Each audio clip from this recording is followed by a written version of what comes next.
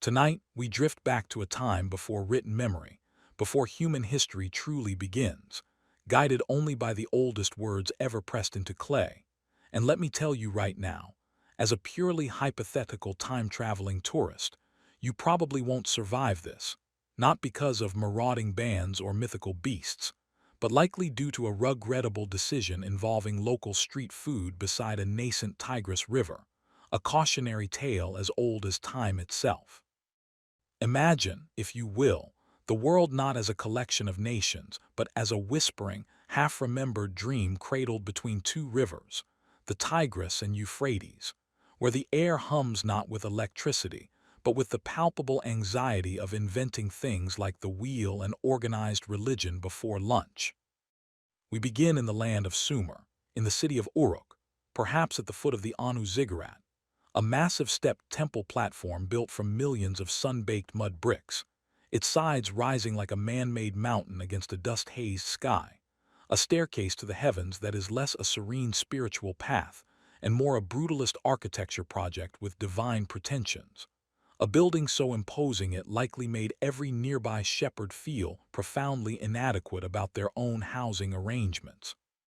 The core mainstream Sumerian historical fact we must cling to here, like a child to a parent's leg in a crowded bazaar, is the undeniable, earth-shattering invention of cuneiform writing around 3400 BCE,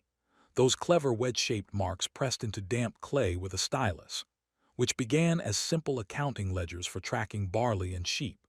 because nothing inspires high art like the desperate need to stop your neighbors from stealing your livestock.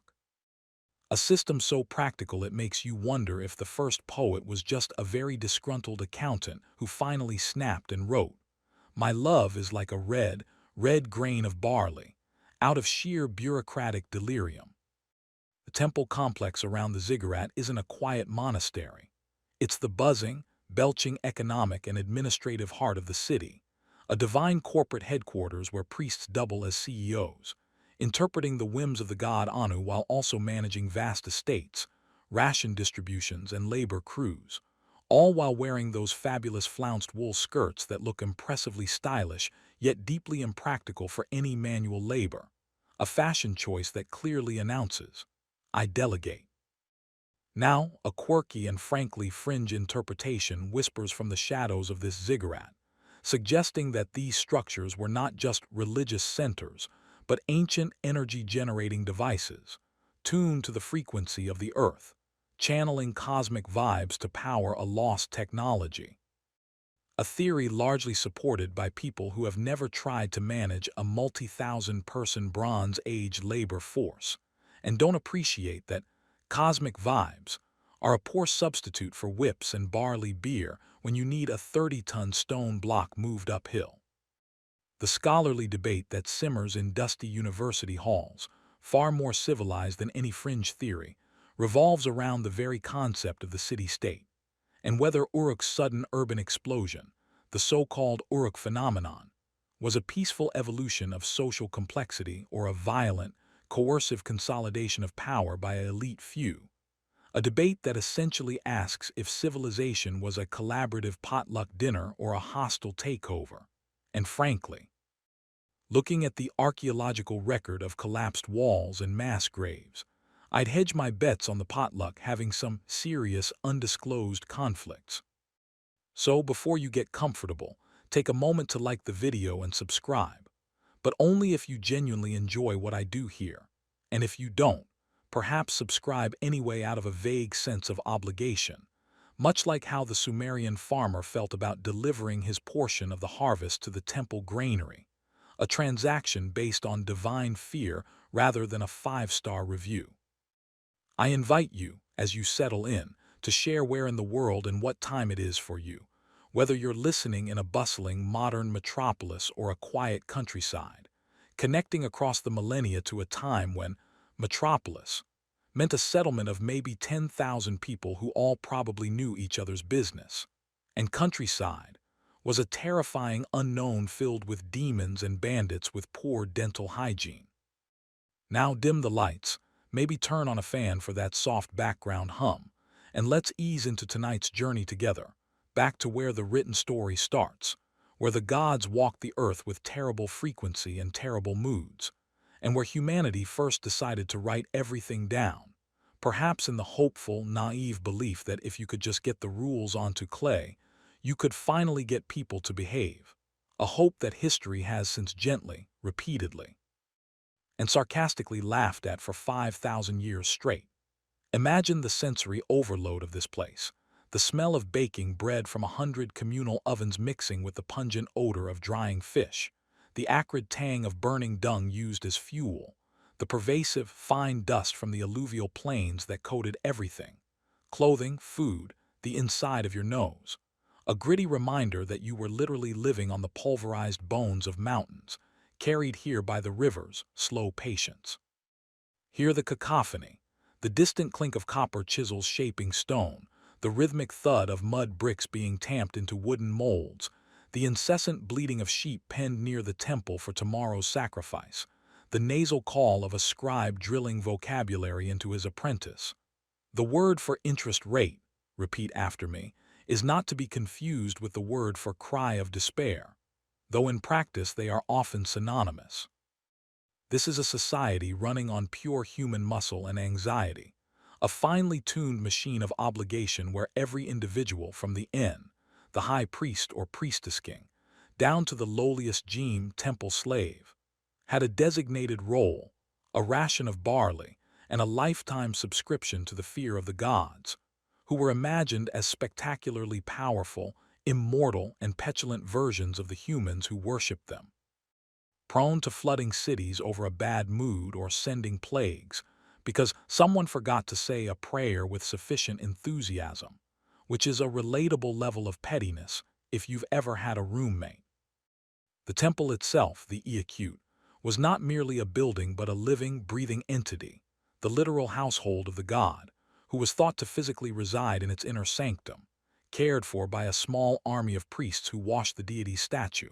dressed it, fed it 2 lavish meals a day, and presumably tried not to make eye contact while doing so, a full-time service industry job for an invisible, inanimate client who never tipped but could smite you on a whim.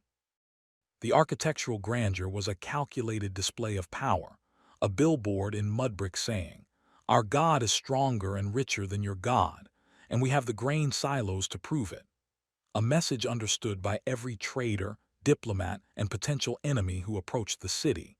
A message so effective we still use variations of it today, just with different building materials and slightly more subtle gods.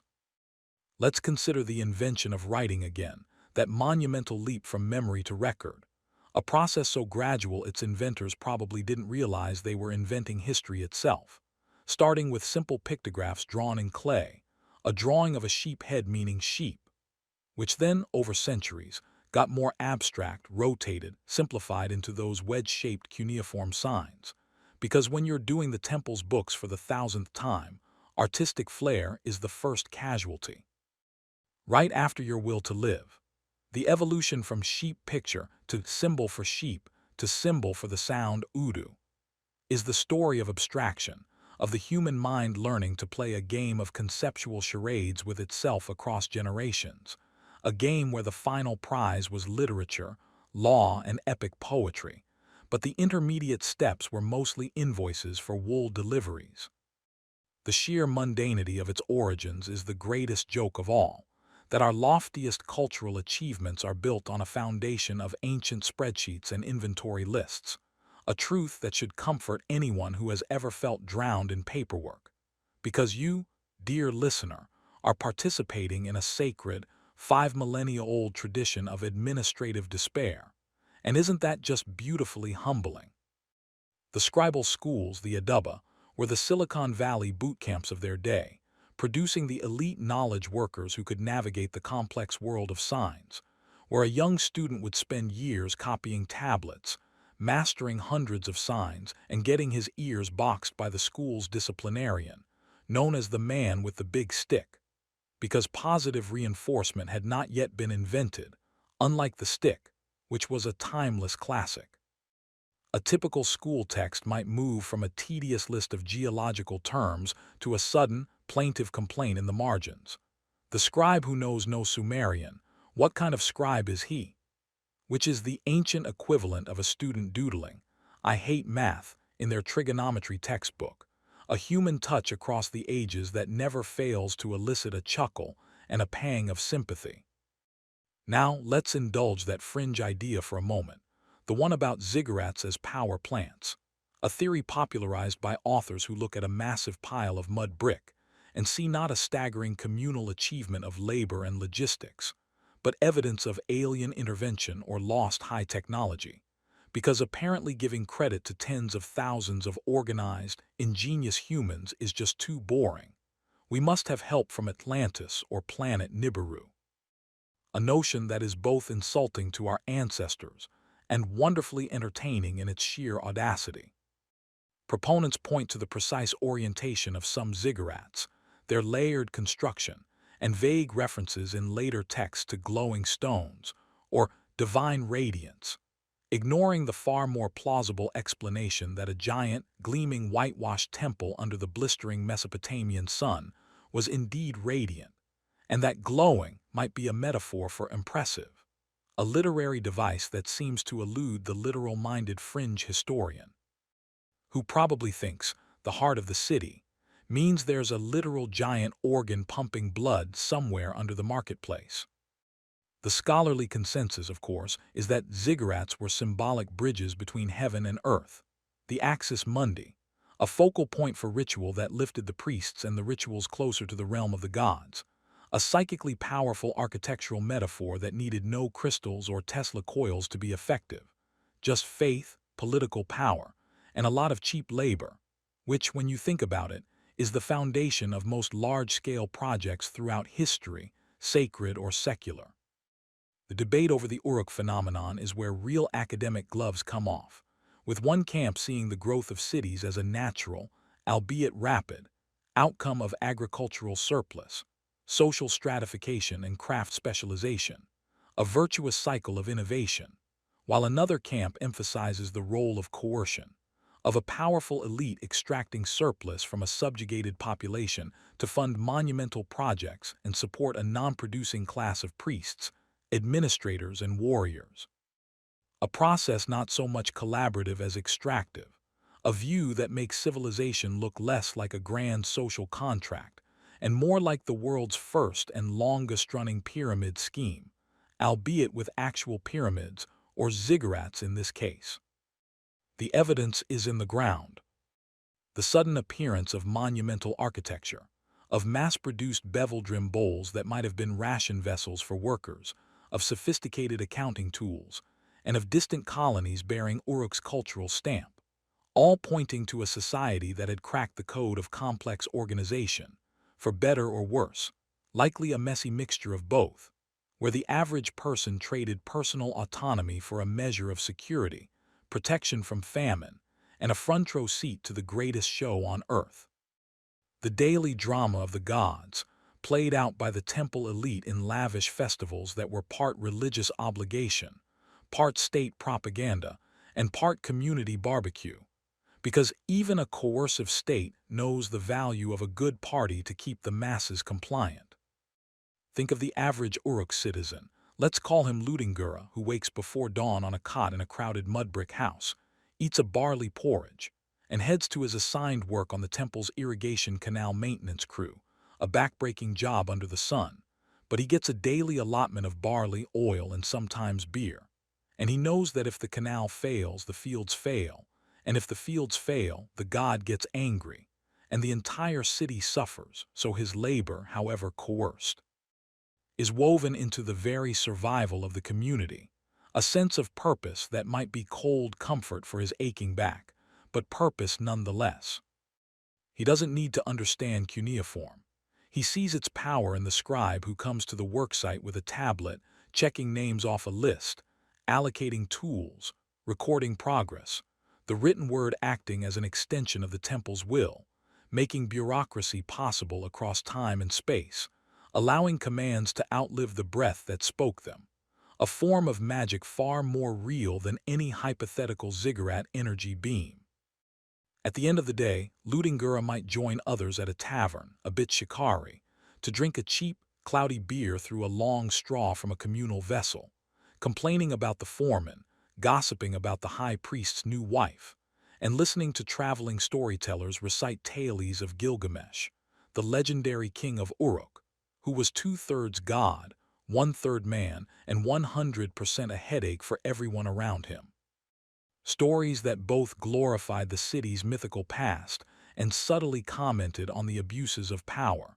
because even then, art was a vehicle for subversion, wrapped in the respectable cloak of tradition.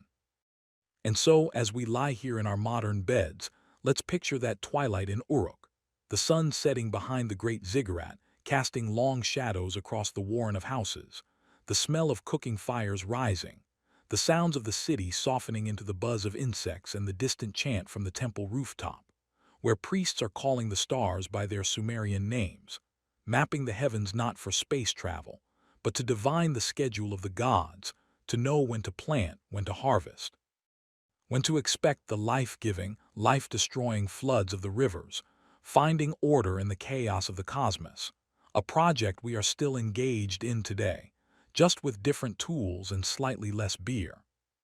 It's easy to romanticize this as a simpler time, but it was brutally complex, a high-stakes experiment in living together by the thousands, where a failed harvest or a shift in the river's course could mean collapse, where identity was tied not to a nation but to a city, to its patron god, and to your occupation within its rigid hierarchy, a world of breathtaking artistry and profound inequality, of deep piety and ruthless pragmatism. A contradiction that defines the human story from its very first written chapter. So let your mind wander the dusty streets of Uruk, hear the scribe's stylus clicking against the clay, smell the incense wafting from the high temple, feel the oppressive heat and the communal struggle, and remember that these people, so distant in time, were us. Ambitious, fearful, clever, petty, devout, and skeptical, building towers to touch the sky while their feet were firmly planted in the mud, a metaphor so perfect it writes itself, much like those first clumsy cuneiform signs,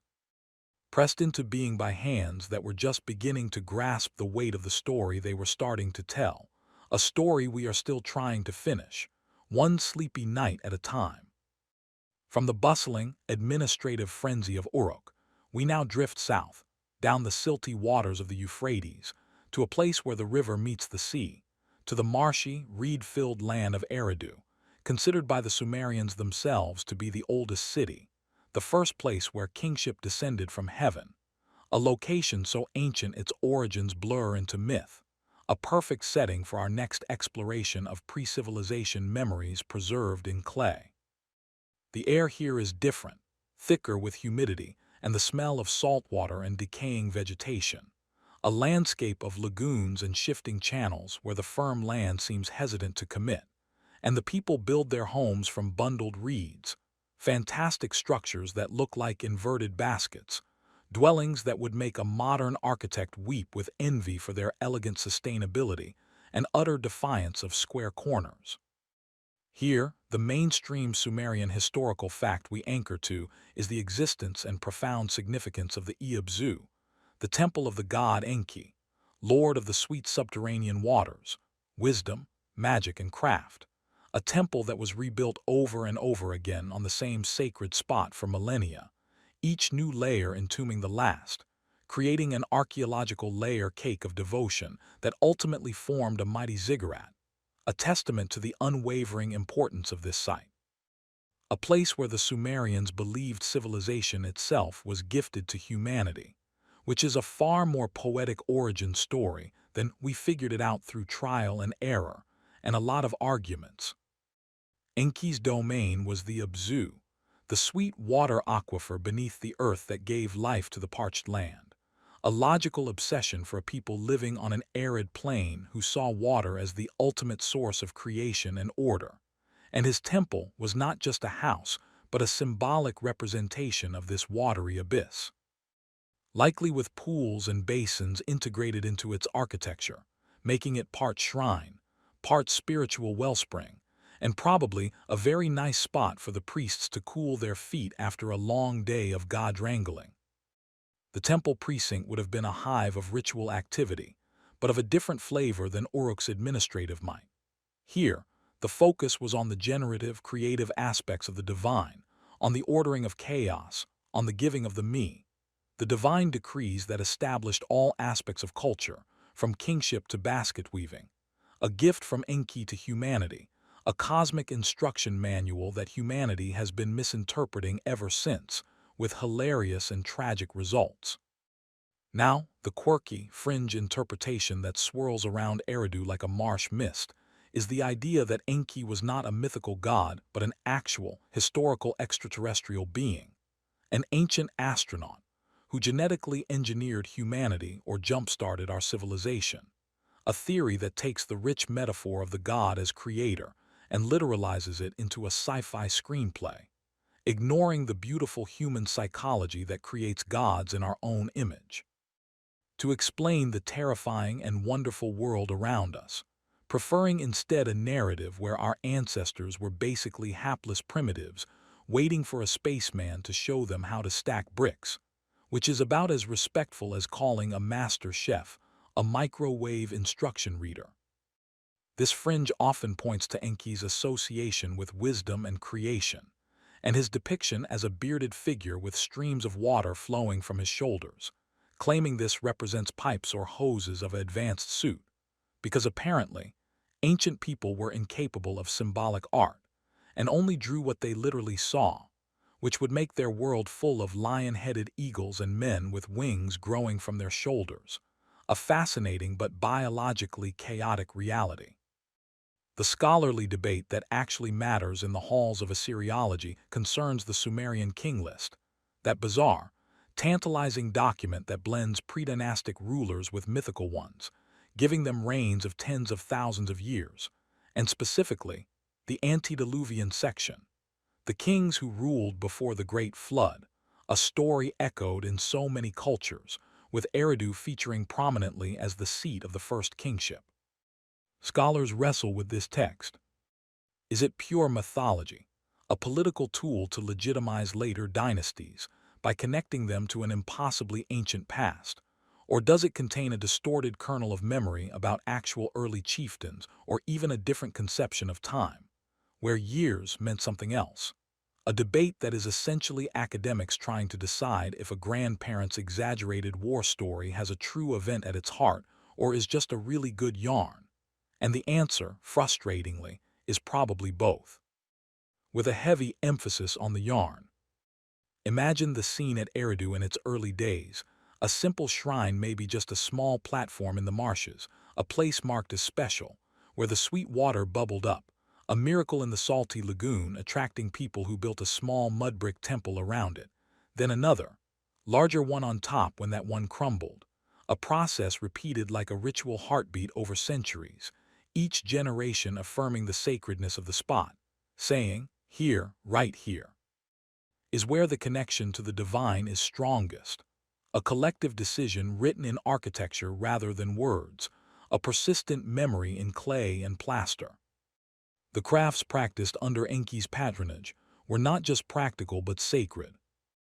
The potter at his wheel, the metal worker at his forge, the weaver at her loom, were seen as performing a kind of magic, transforming base materials into useful, beautiful forms, a reflection of Enki's own creative power, which means the first person to accidentally invent a new glaze pattern could claim divine inspiration and probably get a better ration allowance, a brilliant early example of leveraging spirituality for career advancement. The marsh dwellers lived in a symbiotic relationship with this challenging environment, using reeds for everything, houses, boats, baskets, mats, and hunting fish and fowl, a way of life that persisted even as the great cities rose, a timeless, almost silent counterpoint to the urban noise, a reminder that civilization has always had multiple tracks running simultaneously, the high culture of the temples and the folk culture of the marshes, borrowing from each other constantly, with the gods of one becoming the spirits of the other, and vice versa. Enki himself is a wonderfully complex character in the Sumerian pantheon, a trickster and a problem solver, the god you pray to when you've messed up and need a clever way out, the one who saves humanity from the other god's decision to send the flood by whispering to the good man Utnapishtim to build an ark, a divine rebel with a cause, which makes him far more relatable than the stern, distant Anu, because who doesn't love a deity who understands the value of a good loophole? The stories about him are full of humor and wit, like the tale of how he got drunk and generously gave away all the meat to the goddess Inanna, then sobered up and tried to get them back. A divine comedy of errors that suggests even the gods weren't perfect. They just had better public relations teams. This brings us to the flood narrative, the great deluge that appears in Sumerian texts long before it appears in the Bible. A story so pervasive across Mesopotamian and global cultures that it points to some shared traumatic memory of catastrophic flooding, which, in a land built between two unpredictable rivers, is about as surprising as finding sand in the desert. But the scale of the mythic event, wiping out almost all of humanity, speaks to a profound psychological scar, a before and after marker in the collective mind. The fringe interpretation, of course, seizes on this, arguing for a global cataclysm, often tied to a hypothesized planetary displacement or comet impact around 10,000 BCE, an event that reset human civilization and whose survivors, the ancient astronauts, or a lost advanced culture, then restarted everything, teaching the shell-shocked survivors agriculture and masonry, a neat, dramatic story that unfortunately requires ignoring a vast amount of archaeological data showing the slow, gradual, and independent development of complex societies across the globe, a process as messy and beautiful as a coral reef growing, not a light switch being flipped. The scholarly view of the flood story is more nuanced, seeing it as a literary crystallization of repeated, devastating local floods, particularly possible evidence of a catastrophic inundation of the Persian Gulf basin as sea levels rose at the end of the last ice age, a memory so traumatic it was woven into the founding myths of the culture, becoming a metaphor for divine displeasure and the fragility of human achievement, a story told to explain why. Despite all our ziggurats and irrigation canals, we are still at the mercy of nature's whims, a lesson we are still grappling with today, albeit while building on coastlines we know are doomed, because human optimism is the one constant throughout history. Back in Eridu, the daily rhythm was tied to water and craft, to the silent growth of reeds and the patient shaping of clay, a slower pace than Uruk but no less vital to the Sumerian worldview. For this was the spiritual wellspring, the place of beginnings, where order cosmos was imposed on the watery chaos, the Abzu, a concept so fundamental it shaped their entire cosmology, seeing creation not as an ex nihilo event but as an act of organization, of drawing boundaries. Much like building a reed hut in the marsh defines a space of safety and order within the wild, wet unknown. The priests of Enki were likely the keepers of specialized knowledge, hydraulic engineering, medicine based on herbs and minerals, ritual magic, the ancient equivalents of scientists and engineers, their wisdom attributed to the god but honed through careful observation of the natural world, a blending of empiricism and faith that would characterize knowledge systems for millennia to come. And let's be honest, if your water divining technique works, you're going to thank the god, not your own trial and error process, because crediting the divine is safer and gets you more funding from the temple treasury. Imagine a ceremony where the statue of Enki is taken from his temple on a magnificent barge, gliding through the marsh channels, visiting the communities of reed houses, bestowing blessings on the fisherfolk, a mobile divine tour that reinforced the connection between the central power of the temple and the dispersed population. A brilliant piece of religious outreach that also served as a census and tax collection opportunity, because no good idea in antiquity ever had just one purpose. Efficiency is the mother of bureaucratic invention. Now let's consider the Sumerian king list again, that wondrous, frustrating document. It claims kingship, descended from heaven first at Eridu, and names rulers like Alulim and Alaungar, who reigned for 28,800 and 36,000 years respectively, numbers that make a modern human's lifespan look like a brief, embarrassing interlude.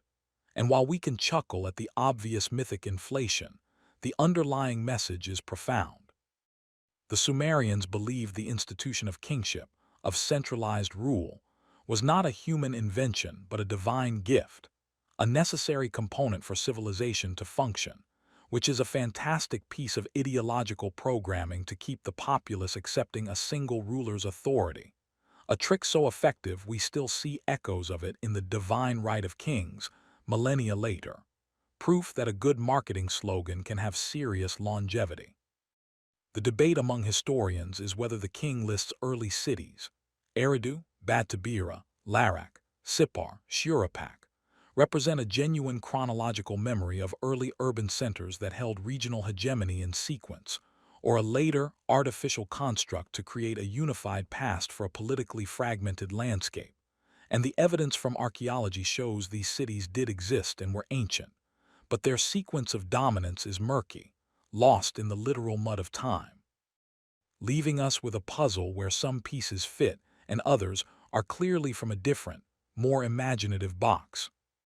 For the average person living near Eridu, the flood story wasn't ancient history. It was a living myth, an explanation for the layers of old cities they sometimes dug into, for the strange, ancient artifacts they found, a tale that explained the cyclical nature of creation and destruction, giving them a framework to understand the inevitable disasters of their lives, and perhaps a hope that, like Utnapishtim,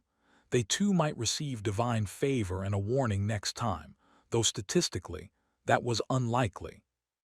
Which is why you kept your reed house on a high mound and made your offerings to Enki regularly, because cosmic insurance premiums are paid in prayer and barley.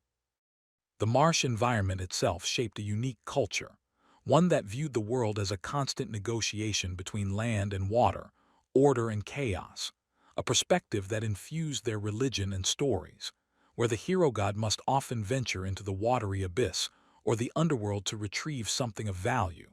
a metaphor for the human journey into the unknown depths of the self or the world, seeking knowledge or renewal, a story pattern we still find compelling today. Just with different settings and fewer literal monsters, though corporate boardrooms can be a close substitute. As night falls over the marshes of Eridu, the sounds are a symphony of peepers and splashes, the glow of cooking fires reflecting on still water, the silhouette of the temple mound against a star-crowded sky, a scene of profound peace that belies the immense intellectual and spiritual labor happening here, the work of defining what it means to be a civilized human in a chaotic universe, work done not with loud proclamations, but with the quiet drip of water into a sacred pool. The whisper of a priest's incantation, the soft slap of wet clay being formed into a tablet that might just record the latest delivery of fish for Enki's dinner, because even the sublime rests on a foundation of the mundane, a truth as comforting as it is hilarious. So as we drift in this liminal space between water and land, myth and history, let your mind embrace the ambiguity, the sense of beginnings that are just out of reach, the feeling that here at the edge of the known world, the ancients felt closest to the source of everything, a feeling we still chase in our own ways, whether through science, art, or spirituality, always seeking our own Eridu, our own point of origin, even if that origin is, and perhaps always will be, shrouded in the mists of time and our own need for a good story. And remember, the next time you take a drink of fresh water, think of Enki and the Sumerians who saw in that simple, life-giving liquid a divine presence, a creative force, and the literal basis of their civilization, a perspective that might just make your glass of water taste a little more profound, or at least make you feel clever for a second, which is often all we can ask from history, a momentary connection across the abyss of years, a whisper from the reeds that says, "We were here.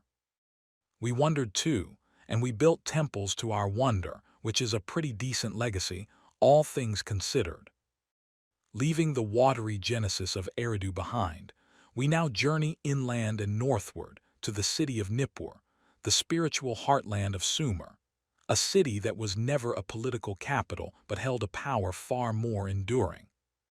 It was the religious center of the entire Mesopotamian world, the home of Enlil, the king of the gods, the deity whose word was law, whose breath was the wind that could bring fertile rains or devastating storms. A place where the concept of divine authority was so concentrated that even the mightiest kings from other cities would make pilgrimages here to seek legitimacy, essentially getting their rule notarized by the cosmic bureaucracy, a process that involved lavish gifts to Enlil's temple. The Iaqut Kur, or mountain house, which was less a house and more a conceptual mountain range made of brick, a symbol of immovable terrestrial power. The mainstream Sumerian historical fact anchoring us in Nippur is its role as the seat of the supreme god Enlil, and the subsequent establishment of the Ekur temple as the central sanctuary of all Sumer, a pan-Mesopotamian religious capital whose integrity was respected even by warring city-states, a rare neutral ground in a landscape perpetually simmering with rivalry, kind of like a divine Switzerland, but with more animal sacrifice and less chocolate. This temple complex was enormous, a city within a city, with workshops, storerooms, and housing for a small army of priests, scribes, and workers, all dedicated to servicing the cult of a god who was considered the ultimate source of royal authority, the grantor of the divine me that structured society, which meant that controlling Nippur, or at least having the priests of Nippur on your side, was the ultimate PR coup for any aspiring hegemon. A lesson in soft power that empires would relearn for centuries. The air in Nippur feels different, charged with a more austere, imposing energy than the creative buzz of Eridu or the administrative frenzy of Uruk. Here, the primary product is legitimacy, a commodity as vital as grain, and the temple is the mint, stamping out divine approval for mortal rulers, a process that required an elaborate, unchanging liturgy, meticulously preserved by generations of scribes, making Nippur also a great center of learning and text preservation, the Library of Congress of the Bronze Age, if Congress was ruled by a storm god with a short temper. Now, the quirky, fringe interpretation that attaches itself to Nippur and Enlil is the idea that he represents not a mythic force, but a memory of an actual, catastrophic atmospheric event, perhaps a comet impact or a series of devastating windstorms, so traumatic they became personified as a wrathful deity, and that the Ekur was built as a kind of observatory or geodetic marker to track or appease this celestial threat, a theory that again takes a poetic, psychological response to nature's fury and tries to turn it into a literal natural disaster warning system, forgetting that humans are perfectly capable of being terrified of storms without needing a comet to explain it, though a comet certainly would help. Proponents of this view might point to texts describing Enlil's awesome radiance and his weapon, the Alluru, as evidence of a celestial body, ignoring the more straightforward explanation that describing a god as radiant is Theology 101, and his weapon was probably a symbolic mace or axe, because when you're the king of gods, you don't need a fancy natural phenomenon to smite people. You can just use a very large, divine version of the same club everyone else is using, but made of heavenly bronze. The scholarly debate that actually engages historians regarding Nippur revolves around the nature of early Sumerian religion and the assembly of the gods, a pantheonic parliament where major decisions, like sending the flood, were debated and voted upon, with Enlil often as the forceful executive pushing for harsh measures. Scholars dissect whether this reflects an early, quasi-democratic political structure projected onto the divine realm, or whether it's purely a literary device to create cosmic drama, and the answer likely informs our understanding of how the Sumerians conceptualized power, not as absolute monarchy even among the gods, but as a consultative process, albeit one where the chief god could throw a tantrum and get his way anyway, which, again, feels uncomfortably familiar to anyone who has sat through a corporate board meeting. Imagine the scene during a major festival, perhaps the Akitu or New Year festival, when a king like Sargon of Akkad or later, Ur-Nammu of Ur, would make the pilgrimage to Nippur, entering the city not as a conqueror but as a humble supplicant laden with treasures, gold, lapis lazuli, cedar wood, to present to Enlil's statue, seeking the god's blessing and crucially the title of Lugal king, recognized by the high priesthood, a ceremony that was part coronation, part political theater, and part extortion, as the temple doubtless expected a significant processing fee in the form of land grants and ongoing tribute, a divine endorsement that didn't come cheap, but was worth every shekel for the stability it provided, or at least the illusion of stability. The temple of Enlil, the Iaqut-Kur, was described in hymns as a terrifying, awe-inspiring place, a great mountain that shook the heavens and earth, its interior dark and filled with the scent of cedar and fear, where the god's presence was so overwhelming that even the other gods approached with trepidation, which probably made the priest's job of maintaining decorum easier, since anyone entering was already primed for utter submission, a psychological masterstroke of sacred architecture. The daily ritual here was solemn, focused on maintaining the cosmic order, on ensuring Enlil was content so that the winds would be favorable, the seasons would turn, and kingship would remain firmly in the hands of whoever he currently favored, a high-stakes maintenance contract where the penalty for failure was believed to be famine, invasion, or societal collapse, which really puts the pressure on the junior priest who has to polish the divine sandals correctly. Nippur was also, because of its neutral religious status, a city of scribes and scholars. It's where we have found thousands of lexical lists, literary texts, and school tablets, indicating it was a major center of education, where young men from elite families across Sumer might be sent to learn the intricate cuneiform script and the corpus of Sumerian literature, a sort of Ivy League divinity school where the core curriculum was half practical accounting and half memorizing epic poetry about irritable deities. A combination that surprisingly produces a well-rounded bureaucratic mind. The city's layout reflected its purpose, with the temple precinct dominating and residential areas for the temple staff sprawling around it. But unlike Uruk, there were no massive defensive walls in its earliest periods, a sign of its protected, inviolable status, though later, as empires rose and fell, even Nippur needed walls because divine protection, it turns out, is less effective against a determined army with siege engines than a good thick wall and a cache of spears. A practical lesson every holy city eventually learns the hard way. Now, let's dive into that scholarly debate about the divine assembly. In myths like Enlil and Ninlil, or the Atrahasis epic, the gods gather in a council, debate, and make decisions with Anu and Lil, and Enki often playing key roles. This pantheon, with its divisions of power and spheres of influence, mirrors a complex human society, suggesting the Sumerians saw the cosmos as a polity, a state run by immortal, superpowered beings whose interactions explain the vagaries of fate and nature. The question is, does this reflection go the other way? Did early Sumerian polities have councils of elders or assemblies that made decisions, a structure that was then mythologized?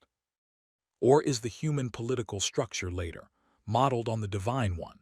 It's a chicken and egg problem buried under 5,000 years of dust, but it's fascinating to consider that the idea of a deliberative body, of laws beyond a single ruler's whim, might have roots in this ancient, imagined celestial parliament, a place where even the king of the gods had to at least listen to complaints before unleashing a flood, a small but significant nod to due process in the cosmos.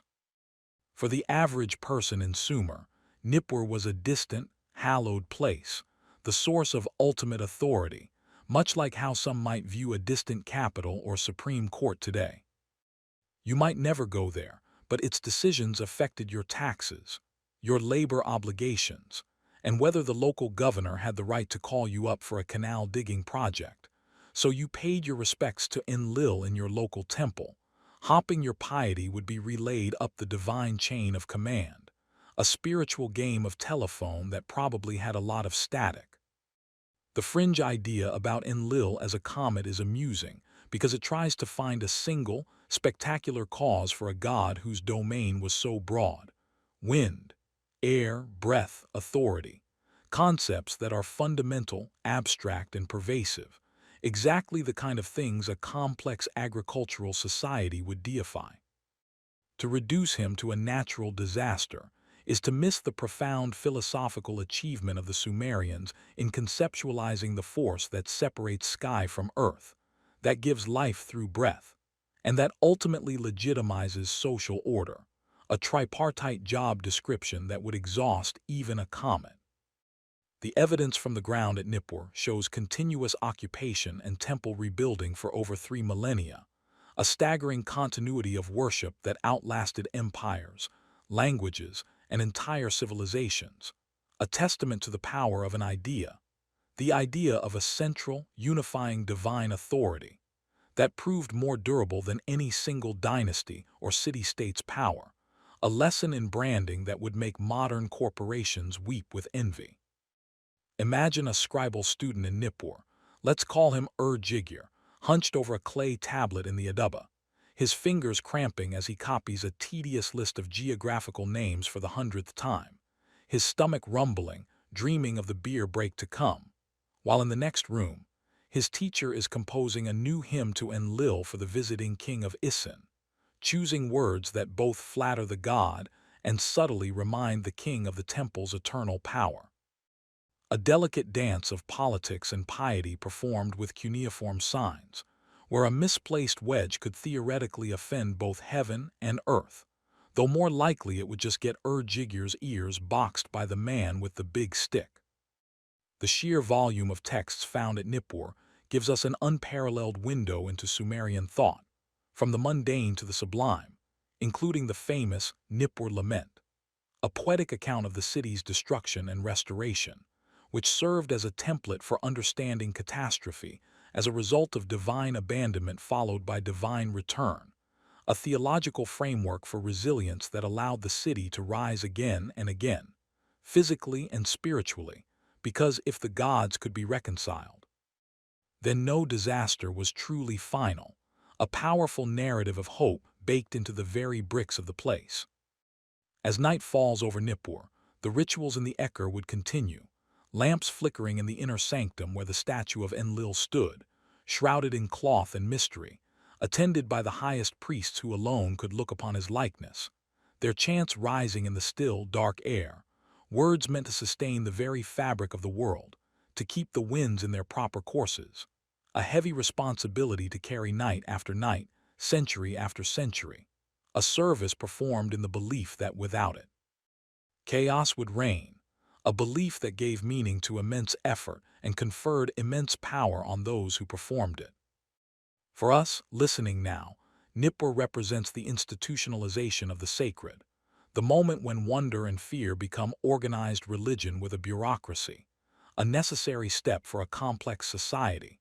but one that inevitably creates a gap between the elite keepers of the mystery and the populace who fund it,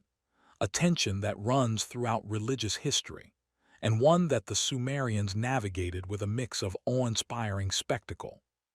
tangible benefits like community storage and redistribution, and the ever-present threat of divine wrath, a combination that, for a very long time, worked remarkably well. So, as we ponder the mountain house of the gods, let your mind feel the weight of that imagined mountain, the burden of maintaining cosmic order, and also the clever human ingenuity of placing that burden in a specific location, of creating a center that could unify a fractious world, if only in spirit, a brilliant act of psychological and social engineering that helped hold a civilization together for millennia, and that, despite the dusty debates and fringe theories, remains a testament to the human need for a center, for a highest authority, for a place where heaven and earth meet, even if that place is just a pile of mud brick on a flat plain, made sacred by nothing more and nothing less than a collective agreement that it was so, an agreement written in the very ground they walked on, and in the stories they told each other and now us. Our journey through the cradle of written memory now takes a turn toward the artistic and the funerary, as we travel to the city of that famed metropolis near the mouth of the Euphrates, a place synonymous with wealth, trade, and one of the most spectacular and chilling archaeological discoveries of all time, the royal tombs. Forget the dry administrative lists of Uruk or the spiritual authority of Nippur for a moment. Immerses us in the raw, visceral power of death and kingship, in a display of luxury and sacrifice so extreme it still takes the breath away. A stark reminder that the early civilizations we often romanticize were capable of breathtaking beauty and profound brutality in equal measure, often in the same ceremony, a duality that should make any simple judgment of advanced or barbaric stumble into awkward silence. The mainstream Sumerian historical fact that grounds us here is the existence and elaborate nature of the early dynastic royal cemetery at excavated by Sir Leonard Woolley in the 1920s, which revealed 16 royal tombs and thousands of simpler graves, dating to around 2600 to 500 BCE, a period when kingship was becoming more entrenched and grandiose. And the tombs themselves provide our most vivid material evidence of Sumerian elite culture, craftsmanship, and beliefs about the afterlife. A time capsule of gold, lapis lazuli, and human sacrifice that continues to provoke awe and horror. Picture the Great Death Pit, tomb PG 1237, possibly of a queen named Puabi. A stone-chambered tomb at the bottom of a deep shaft, where the principal burial was accompanied by a retinue of attendants, soldiers, court ladies, musicians, charioteers, and oxen with their drivers. Dozens of individuals who voluntarily or not took poison or were otherwise dispatched to accompany their ruler into the next world, arranged in orderly rows, dressed in their finest regalia, a final, silent court ready to serve for eternity. A concept that speaks to a belief in an afterlife so literal it required a staff meeting, and to a social order so rigid it could command the ultimate loyalty or enforce the ultimate submission. The artifacts from these tombs are staggering. The famous Standard of a mosaic of shell, lapis, and red limestone depicting war and peace. The magnificent gold and lapis headdress of Puabi, exquisitely crafted lyres with golden bull heads. Weapons, tools, and vessels of precious materials, all speaking of a society connected to vast trade networks stretching to Afghanistan for lapis lazuli, Anatolia for silver, and the Indus Valley for carnelian. A globalized economy in the 3rd millennium BCE that makes our modern claims of being the first interconnected world seem a tad premature, and frankly, a bit arrogant. Now, the quirky, fringe interpretation that has sprouted around royal tombs, particularly among certain alternative history circles, is the idea that the mass sacrifices were not for religious purposes, but evidence of a mass execution following a catastrophic event, perhaps a comet impact or a great war, and that the royalty were actually survivors or rulers of a lost, more advanced civilization, with the gold and lapis being heirlooms of that lost age. A theory that again tries to inject extraterrestrial drama or apocalyptic events into a human story that is dramatic enough on its own, because apparently, humans deciding to kill dozens of people to serve a dead king isn't shocking enough. We need a comet to really sell it. This fringe view often misinterprets the orderly arrangement of the bodies and the presence of cups, suggesting poison, as signs of a sudden, simultaneous death from something like a gas release, ignoring the clear archaeological and textual evidence for ritual sacrifice in Mesopotamian and other early cultures, a practice that is horrifying to our modern sensibilities, but was a logical extension of the belief that the social hierarchy of this world continued unchanged into the next. A belief so strong it convinced people to drink the Kool-Aid, quite literally, for their place in the cosmic corporate structure. The scholarly debate that actually engages archaeologists and historians about tombs revolves around the nature of early dynastic kingship and the identity of those buried. Were they true, powerful kings and queens, lugals and nins, Or were they high priests and priestesses who held both religious and secular power? And what was the social and political context that allowed for, or demanded, such extravagant displays of wealth and sacrifice? Some see it as the peak of a city-state's power and the ideological need to demonstrate the ruler's divine connection through an unparalleled funeral spectacle, while others see it as a potentially destabilizing, desperate act by elites in a time of competition, a way to cement their legacy and divine status in the face of rising rivals, a funerary arms race where the prize was posthumous prestige, and the cost was measured in human lives and national treasuries. A spendthrift policy that probably didn't do wonders for the city's long-term economic health, but certainly made for an unforgettable archaeological site. Imagine the days leading up to such a burial. The city in a state of suspended animation, the death of the ruler announced, a period of mourning and frantic preparation, artisans putting final touches on grave goods, priests conducting purifying rituals, and those selected to accompany the deceased, perhaps courtiers bound by oath, or slaves with no choice, preparing themselves, dressing in ceremonial garb, drinking a sedative-laced beverage, and lying down in the pit in a prescribed order, as musicians might have played until they too succumbed. A scene of surreal, somber pageantry that blends extreme devotion, utter terror, and peerless stage management. A final command performance with no reviews, only eternity. The mainstream interpretation, supported by texts like the later Death of Gilgamesh and other Mesopotamian afterlife beliefs, is that the Sumerians envisioned a gloomy, shadowy underworld, ruled by the god Nergal and goddess Ereshkigal, where all the dead, great and small, existed as breathless, dusty shades, their condition dependent somewhat on the offerings made by the living, which explains the elaborate grave goods and the idea of retainers, to ensure the ruler had company, status, and service in that dreary realm, because if you have to spend eternity in a dark, silent place, you might as well bring your own orchestra and a few guards, just in case the underworld had rowdy elements. The craftsmanship on display, like the intricate inlay of the standard of Ur or the delicate gold leaves of Puabi's headdress, tells us that specialized artisans had reached a zenith of skill, supported by a system that could channel immense resources into non-utilitarian objects, a sign of a complex, stratified society with a powerful elite capable of commanding such labor, and also of the human drive to create beauty, even for an audience of one in a tomb. A drive that transcends the grim purpose of the objects, whispering that even in the face of death and its attendant horrors, someone took the time to get the lapis inlay just right, which is either profoundly touching or deeply absurd, depending on your mood. Trade is the unsung hero of Ur's splendor.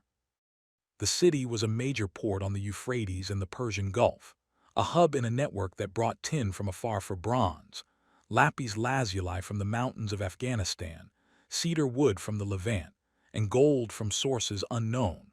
all flowing into the workshops of Ur to be transformed into symbols of power, a process that required not just wealth but diplomacy, navigation, and a sophisticated understanding of logistics, making the merchant a key, if less celebrated, figure in this drama, the one who made the bling possible and who probably charged a hefty markup for the trouble. The fringe theory's insistence on a lost civilization or external trigger often stems from a reluctance to accept that early humans were capable of such organization and such brutality without outside help, a kind of intellectual condescension that robs our ancestors of their full, complicated humanity, their ability to build, create, believe, and destroy on a grand scale, using nothing but their own brains, hands, and firmly held convictions, which is far more terrifying and impressive than any ancient astronaut scenario, because it means we contain the same capacities, for better and for worse, a truth we might prefer to outsource to aliens. The scholarly debate about sacrifice is nuanced. Some suggest the attendants went willingly, seeing it as a high honor, a direct ticket to serving the divine or semi-divine ruler in the afterlife. a belief reinforced by the lack of signs of violent trauma on many skeletons and the presence of cups. Others argue that, willing or not, the practice was rooted in the ideology of the ruler as the center of the universe, whose death created a cosmic crisis that could only be stabilized by replicating his court in the underworld, a societal duty so paramount it overrode individual lives, a chilling concept that has echoes in many cultures, because when the story says the king is the sun, his setting demands a corresponding darkness, and someone has to hold the candles, even if they have to die to do it. For the average citizen of the royal funeral would have been a spectacle of unimaginable scale, a demonstration of the ruler's power and the city's wealth that likely inspired both pride and fear, a potent combination for maintaining social order, and also a massive economic drain that might have led to hardship afterward. A classic case of bread and circuses, except the circus was a funeral, and the bread was possibly rationed to pay for it all. A dynamic that every subsequent empire would perfect, with varying degrees of human sacrifice, though usually metaphorical after a point, which we call progress, I suppose. As night falls on ancient imagine the quiet after the burial shaft is filled in, the earth tamped down over gold and bone, the city returning to its rhythms but changed, the new ruler now in place, the old one become an ancestor to be worshipped, a powerful ghost in the city's foundation, and the families of those who accompanied him perhaps receiving honors or compensations, or perhaps just grieving in private, the human cost of cosmic theater. A cost felt in silent houses, even as the public narrative sang of glory and devotion. The tombs of force us to confront the uncomfortable heart of early civilization, that the glittering achievements of art, technology, and social organization were often built on foundations of stark inequality and sanctioned violence, a trade-off that every complex society has grappled with since, and one we are still negotiating today, with different justifications and, usually, less literal sacrifice, though the metaphorical ones can be just as costly. So as we lie here in the dark, let the image of the great death pit sit with you, not as a grotesque curiosity, but as a mirror reflecting the extremes of which we are capable, the drive to create beauty that lasts millennia, and the willingness to destroy life to serve an idea, both sides of the same coin of human consciousness, a coin that was minted in places like and that we are still spending today, every time we choose what to value, what to sacrifice, and what stories we tell about the past to make sense of our present. Stories that, like the standard of have a side of war and a side of peace. And we are the ones who must choose which side to display most prominently. A heavy thought for a bedtime history, but perhaps a necessary one as we drift closer to sleep, and perhaps to dreaming of golden bulls and silent liars and the choices buried with them. From the silent, opulent darkness of the royal tombs, we now ascend, both literally and metaphorically, to the realm of law, literature, and the first recorded attempts to impose a semblance of order on the chaotic human experience, landing in the city of Shurapak, and later, in the legacy of the Akkadian Empire, because while Sumer gave us writing and cities, it also gave us the first epic poetry and the first legal codes. The twin pillars of narrative and rule that still prop up our civilizations today, proving that as soon as humans could write, they used it to do two things: tell fantastic stories about dysfunctional gods and heroes, and make boring but necessary lists of rules about who gets which sheep and what happens if you break your neighbor's nose, a combination that pretty much defines the human condition. The mainstream Sumerian historical fact we focus on here is the existence of early law collections, most famously the Code of Ur-Nammu, from c. 2100 BCE or the later, more complete Code of Hammurabi Babylonian, but in the tradition. But the roots of legal thinking go back to earlier Sumerian wisdom literature and legal phrases embedded in documents from cities like Shurapak, which was renowned as the home of the flood hero Utnapishtim, Ziusudra in Sumerian, and as a center of scribal learning, a place where the practical met the philosophical over a clay tablet, probably with a lot of sighing involved. Shurapak, unlike the political or religious powerhouses, has a quieter reputation as a city of wisdom and preservation, a place where the antediluvian King Utnapishtim received the warning from Enki to build his ark, saving life from the flood, and where, after the waters receded, kingship was lowered from heaven again, making it a symbol of renewal and the transmission of knowledge across a cataclysm, a city associated with survival and the hard-won lessons of the past, which makes it the perfect setting for the early development of legal principles, because nothing teaches you the need for rules like surviving a world-ending flood and having to rebuild society from scratch, an experience that likely leads to a lot of arguments over property boundaries and inheritance. The tangible evidence from Shurapak includes school tablets and administrative texts, but also proverb collections and early literary fragments, showing a culture thinking about right conduct, justice, and the proper way to live, which are the precursors to formal law, the moral and ethical soil from which legal codes eventually sprout, usually with a lot of if. Then statements and standardized fines, because turning don't be a jerk into. If a man knocks out the tooth of a man of equal rank, they shall knock out his tooth, requires a certain bureaucratic mindset, but the impulse is the same, to limit conflict and create predictable outcomes, a noble goal even if the method seems brutally symmetrical. Now, the quirky, fringe interpretation that sometimes attaches itself to Shurapak, and the flood narrative is the idea that the Great Flood was a global cataclysm that wiped out a pre-existing, advanced worldwide civilization, often called Atlantis, or linked to the mythical Dilmun,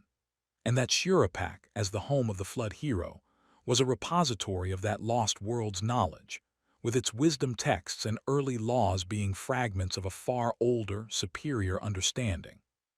Preserved by the few survivors, a theory that is essentially the plot of a great science fiction novel but falls apart under the weight of archaeology, which shows no evidence of a global advanced culture predating the Sumerians, only the slow, beautiful, and independent flowering of complexity in various river valleys and fertile crescents,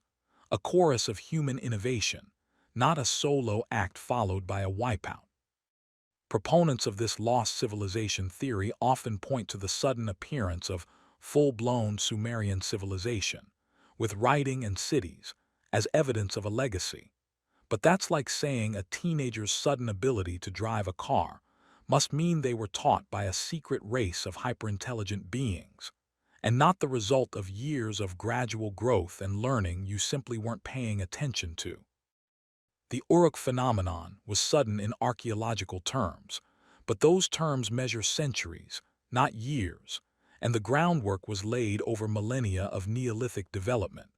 a fact less exciting than Atlantis but far more respectful of the grinding, incremental genius of humanity. The scholarly debate that engages historians of law and literature is about the purpose and practicality of these early law codes. Were they actually enforced as statutory law, or were they largely ideological proclamations, royal propaganda designed to present the king as the fountain of justice and social order, a kind of ancient mission statement with very specific, and gruesome, performance metrics? The code of Ur-Nammu and Hammurabi's code were publicly displayed on stelae, so people could see them, but whether a farmer in a dispute over a borrowed ox actually referenced the stele in the city square or just went to a local elder for judgment is unclear. The codes may have served as guiding principles for judges and as powerful symbols of royal authority, a combination of practical tool and political theater, much like modern constitutions, which are both invoked in courtrooms and used as symbolic touchstones, though with fewer clauses about goring oxen and the liability thereof. Imagine the scribal schools in Shurapak, where students copied not only lists of goods but also proverb collections. A loving heart builds the home, a hatting heart destroys it. Or, you can have a lord, you can have a king, but the man to fear is the tax collector. wisdom that blends the ethical with the practical, the eternal with the immediately pressing. A curriculum designed to produce not just accountants, but administrators with a sense of normative order, men who could balance the books and quote pithy sayings about justice, a skill set that hasn't gone out of style in any bureaucracy since. The flood story itself, with Shuruppak at its center, is a profound piece of legal and ethical thinking. It poses the problem of divine justice, asking why the gods would send such destruction, and the answer given in the Atrahasis, epic, is overpopulation and human noise disturbing the gods' sleep, a hilariously relatable divine grievance that leads to a cosmic class action lawsuit with a settlement of near-total annihilation, until the clever god Enki intervenes to preserve life, establishing a new covenant of sorts, with limits and sacrifices required. A foundational myth about the need for boundaries and the price of survival, which is essentially the premise of all environmental law, just with more personal gods. The development from proverbs to formal law is a journey from anecdote to statute, from "it's good to be honest" to "if a merchant is caught using false weights, he shall pay a fine of 10 shekels of silver," a process of specification and standardization that is the hallmark of complex society, and it happens first here in the alluvial plains of Mesopotamia, where the stakes were high, population was dense, and conflicts over resources were constant, creating a pressing need for agreed-upon rules, rules that were often harsh by our standards, but were at least predictable, and predictability is the first step away from chaos, even if that step is inscribed on a stone that also says you'll lose a hand for stealing. The fringe theory's obsession with a lost source for this wisdom misses the point.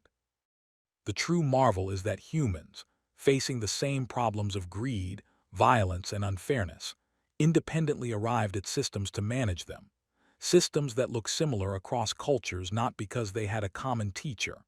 but because they had common problems, and human brains, when put in similar social pressure cookers, tend to produce similar solutions, a phenomenon less mysterious than Atlantis but far more impressive in its demonstration of convergent social evolution. The scholarly debate about enforcement is fascinating because it touches on the nature of the state. If the king's code wasn't uniformly enforced, what was its power? The answer likely lies in its symbolic and normative force. By proclaiming laws, the king set a standard, an ideal of justice that judges and officials were meant to approximate, and that the populace could appeal to, a powerful tool for centralizing authority and undermining local, traditional ways of dispute resolution, a classic move by a rising state to assert its monopoly not just on violence, but on legitimacy, a move so effective we're still living with its consequences. Every time we look to a distant government rather than a local elder to solve our problems, for better or worse. For the average person in Shuruppak, the law probably lived in the decisions of local elders and temple officials, informed by custom and the general principles of fairness that the royal codes enshrined. But the very existence of written laws changed the game, because now justice had a potential text, a reference point beyond memory and whim, a small anchor against arbitrariness. Even if that anchor was made of stone and mostly used by the elite, it was a start. A promise that order could be more than just the strong dominating the weak. It could be a set of rules, however imperfect, that applied to everyone, at least in theory. And theory is where all progress begins, often in a dusty scribal school in a city known for surviving the flood. As night falls on Shuruppak, imagine a scribe finishing his copy of a legal phrase, rubbing his eyes in the lamplight, the weight of the words settling on him. These were not just rules, they were the blueprint for a society, an attempt to hold back the constant human flood of conflict and injustice with a dike of written decrees, a monumental task that must have felt both noble and hopeless, much like any effort to impose order on chaos, but one that he pursued anyway. One wedge-shaped sign at a time, believing that the act of writing it down made it more real, more permanent, a belief we still share every time we write a contract or a constitution, a faith in the power of the word to shape the world, a faith born in cities like this one. So, as we drift towards sleep, think of Shurapak not just as a place of floods and laws, but as a symbol of the human project. The endless work of building arcs against chaos, whether those arcs are made of gopher wood or legal statutes, and the hope that by preserving knowledge and writing down rules, we can navigate the deluge of existence with some measure of fairness and continuity. A hope that is sometimes drowned, but always seems to resurface in every civilization that follows, because the alternative, silence and disorder, is simply not an option for a species that tells stories and makes promises, two activities that, in the end, are what law and literature are all about. And so we arrive at the final stretch of our journey through the whispered memories of pre-civilization, a place not of a single city, but of a unifying vision, of empire and its discontents, of the first attempt to weld the squabbling city-states of Sumer into something larger, under the fierce, brilliant, and likely quite tired gaze of Sargon of Akkad, who around 2334 BCE decided that enough was enough with the petty border disputes and theological one-upmanship, and forged the world's first true empire, the Akkadian Empire, a political earthquake that shifted the language of power from Sumerian to Akkadian, and changed the game forever, proving that the natural endpoint of civilization's experiment is someone looking at a map and saying, "Mine," a timeless human impulse that scales beautifully with technology. The mainstream Sumerian, or now Sumerian Akkadian, historical fact we rest on here is the rise and centralizing force of the Akkadian Empire under Sargon and his successors, which created a new model of governance. A multi-ethnic, territorial state ruled by a semi-divine king claiming direct patronage from gods like Ishtar and Enlil, with a standing army, centralized administration, and a deliberate policy of replacing local elites with loyal appointees, a blueprint for empire that would be copied, adapted, and refined for the next 4,000 years, right down to the paperwork and the existential dread of the mid-level bureaucrat, a role that was invented, I'm sure, with a heavy sigh and a stylus pressed too hard into clay. Sargon's own origin story, as preserved in later legend, is the stuff of epic. Set adrift in a basket on the Euphrates, a motif that will echo famously elsewhere, found by a gardener, rising to become cupbearer to the king of Kish, then overthrowing him to found his own dynasty, a narrative of the outsider becoming the ultimate insider, a story that legitimizes usurpation through divine favor and personal merit, a powerful myth for an empire built on conquest and assimilation, and a reminder that the best founders are often those who write their own backstory, preferably with a dramatic riverine infancy. The empire's reach was staggering, from the Persian Gulf to the Mediterranean, incorporating the Sumerian city-states, Elam, Mari, and parts of Anatolia, a realm held together by military might, strategic marriages, and the clever use of Akkadian as the lingua franca of administration, though Sumerian remained the language of high culture and religion, much like Latin in medieval Europe, a dead language that refused to die because it sounded more impressive. Especially when you're trying to impress the gods, who are notoriously conservative about their liturgy. Now, the quirky, fringe interpretation that has woven itself around the Akkadian Empire, particularly its sudden and dramatic collapse around 2150 BCE, is the idea that it was brought down not by internal rebellion, economic strain, or climate change, but by an extraterrestrial impact or a nuclear event, a theory that points to evidence of a sudden, severe aridification and unusual layers of soil contamination at archaeological sites,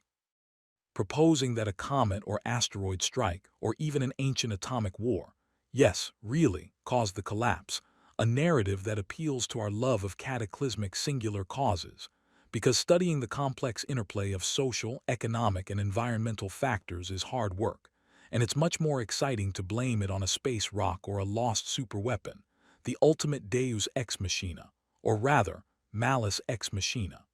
This fringe view often cites the Curse of Akkad, a later Sumerian poetic text that describes calamity befalling the empire. For the first time since cities were built and founded, the great agricultural tracts produced no grain, the inundated tracts produced no fish, the irrigated orchards produced neither syrup nor wine, the gathered clouds did not rain, the mascurum did not grow, which is a haunting description of systemic collapse, but fringe interpreters read it as a literal account of a nuclear winter or impact winter, rather than the poetic, metaphorical expression of societal failure it almost certainly is, because when your empire falls apart, you don't write a dry economic report. You write a poem about the gods turning their backs, which is both more memorable and more tragically beautiful. The scholarly debate that actually consumes historians and archaeologists about the Akkadian collapse is a multifaceted one, focusing on the relative weight of internal factors, administrative overreach, resource depletion, rebellion of subject peoples, versus external factors, the incursions of the Gutian tribes from the Zagros Mountains, versus environmental factors, a severe megadrought supported by paleoclimate data from ocean cores and speleothems. And the consensus is moving toward a perfect storm scenario, where climate stress exacerbated existing political and economic fragilities, leading to a cascade failure, a lesson that feels uncomfortably relevant today, as we contemplate our own complex systems under environmental stress, a history that is less about space rocks and more about the brittle nature of even the most impressive human constructions when the rain stops falling and the taxes keep coming. Imagine the view from Agade, Sargon's capital city, a place that has never been conclusively located, a ghost metropolis at the heart of the First Empire, a symbol of centralized power that has literally vanished from the earth, leaving only its name and legend, which is perhaps the ultimate joke on imperial ambition. You can conquer the world, change the language of administration, and declare yourself a god, but in a few millennia, they might not even be able to find your favorite palace, lost under the silt and sand, a humbling thought for any would-be world ruler listening in. The daily reality of the Akkadian Empire for a subject in, say, formerly independent Umma, would be a mix of the familiar and the new. The local temple still functioned, but now a governor appointed by Agade oversaw tax collection and answered to a distant king who spoke Akkadian, and your sons might be drafted into a standing army that fought battles in far-off, unimaginable lands like Syria or Iran, while traders brought exotic goods and news from across the known world, making the village feel both smaller and part of something vast. A psychological shift from city-state citizen to imperial subject that is one of the most significant transitions in human history, and one that likely produced both pride and resentment in equal measure, a dichotomy that empires always manage to cultivate, like a gardener nurturing both flowers and weeds. The artistic style of the Akkadian period reflects this new imperial confidence, with stunning works like the bronze head of an Akkadian king, possibly Sargon or Naram-Sin from Nineveh, a masterpiece of naturalism and idealized power, with intricately braided hair and a beard, a face that exudes calm, absolute authority, a visual statement that the ruler is not just a strongman but a sophisticated, divine embodiment of order, a far cry from the sometimes stylized, symbolic art of early Sumer, showing an evolution in the concept of kingship itself, from the priest-king of the city-state to the god-king of an empire, a progression that would peak in places like Egypt and Rome, but started right here, in a lost city somewhere in Mesopotamia. The fringe theories preferred evidence, like the layer of radioactive ash or vitrified brick, sometimes mentioned, is either misidentified or from much later periods, and the paleoclimate evidence for a sharp drought is strong, but it points to a natural, if severe, climatic shift, not an impact event, though the effects on a rain-fed agricultural system in northern Mesopotamia would have been apocalyptic enough, causing famine, migration. and the collapse of the central authority that depended on grain taxes, a domino effect that needs no alien intervention to be terrifyingly instructive. The scholarly examination of the Curse of Akkad text is a lesson in how ancient peoples process trauma. Written centuries after the collapse, it blends historical memory with theological explanation, framing the disaster as punishment for the sacrilege of Naram-Sin, Sargon's grandson, who allegedly plundered the temple of Enlil at Nippur, thus angering the gods and breaking the divine mandate that underpinned Akkadian rule, a narrative that served to explain the inexplicable and to warn future kings against disrespecting the temples. A powerful piece of literary propaganda from the resurgent Sumerian priesthood, who were probably saying, "We told you so," to the vanished Akkadian overlords, a satisfying, if posthumous, rebuttal. For the average person living through the collapse, it would have been a time of unimaginable hardship. Trade routes cut, fields barren, the distant capital's authority evaporating, leading to a scramble for local power, increased banditry, and a likely return to more localized, subsistence-level survival. A brutal decomplexification of society that archaeologists see in the layers of abandonment, poorer quality pottery, and the disappearance of widespread writing. A silent period where the grandiose projects of empire gave way to the urgent business of staying alive. A reminder that civilization is not a one-way street, but a cycle of centralization and fragmentation, a dance as old as the first irrigation canal. As night falls on the dying days of the Akkadian Empire, picture a scribe in a provincial town, perhaps in the south, hearing rumors of drought in the north, of Gutian raiders, of the king in Agade unable to send troops, and he puts down his stylus, his last tablet half finished, an administrative record that will never be filed, and he looks at the drying fields and the worried faces of his family, and he wonders if the great experiment of empire was just a fleeting dream. A brief moment of unity before the old, familiar chaos returned, a thought that is both despairing and strangely comforting, because chaos, at least, is a known quantity, and you don't have to fill out triplicate forms for it. Our journey through the pre-civilization age as described in ancient texts ends here, at this pivot between unity and fracture, because the Akkadian Empire represents the first full flowering of the seeds planted in Uruk, Eridu, Nippur, and Shuruppak. The city, the temple, the law, the epic, the king, all scaled up to an imperial level, and then under stress, revealing their fragility. The texts that come down to us, the king lists, the hymns, the law codes, the lamentations, are all memories of this process, stories told to make sense of where they came from and what they lost, stories that we, in turn, use to make sense of our own origins. They are not history in our modern, factual sense, but they are something perhaps more profound.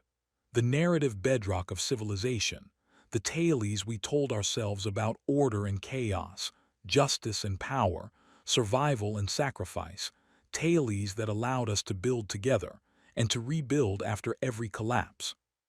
So as you drift into sleep, let these images swirl. The ziggurat against the stars, the reed houses in the marsh, the silent tombs, the scribe's lamp, the lost capital, not as distant dead facts, but as echoes of our own ongoing story, a story that began when someone first pressed a stylus into clay and decided to make a record to say,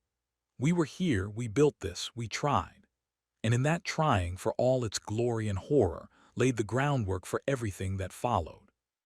Including this moment, you listening, me speaking across the void, a connection forged by 5,000 years of whispered words, pressed into clay, etched onto stone, written on parchment, and now digitized into light, a chain of memory unbroken. Because the need to tell the story and to hear it is perhaps the most human thing of all. And it all started once upon a time between two rivers, under a sky full of watching gods who were really just us, trying to understand ourselves. A project that continues tonight in the dark as sleep pulls you gently away from the waking world, back to the land of dreams, which is, after all, the oldest text of all written in the clay of our minds, waiting to be read again and again. End of script. sweet dreams.